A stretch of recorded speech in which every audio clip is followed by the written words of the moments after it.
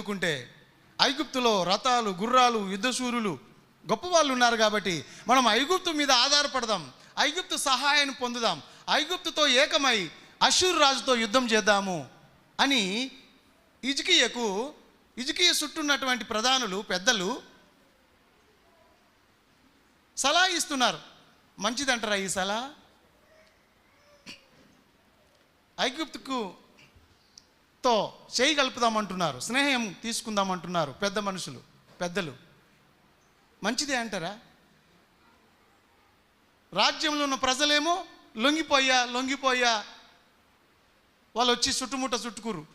ఆ శత్రువులు కూడా ఎట్లా ఉన్నారంటే యెరూషలేం చుట్టూ చుట్టుకున్నారు. ఆ మిషన్ తీసుకొచ్చి అప్పట్లో ఉన్న అటువంటి ఆ జనమంతా కలిసి ఆ గోడని ఆ మొద్దు పెట్టి గుద్దుతున్నారు. గోడలు కదులుతున్నాయి. లోపల ఉన్న ప్రజలందరూ భయపడుతురు. లొంగిపోయా అని ప్రజలు అంటున్నారు, లొంగిపోమ్మని పెద్దలు అంటున్నారు. సమాజం వాళ్ళందరూ హిజ్కియాకు వ్యతిరేకమయ్యారు. పెద్ద మనుషులు హిజ్కియాకు వ్యతిరేకులయ్యారు. ఇప్పుడు హిజ్కియా ఒక్కడే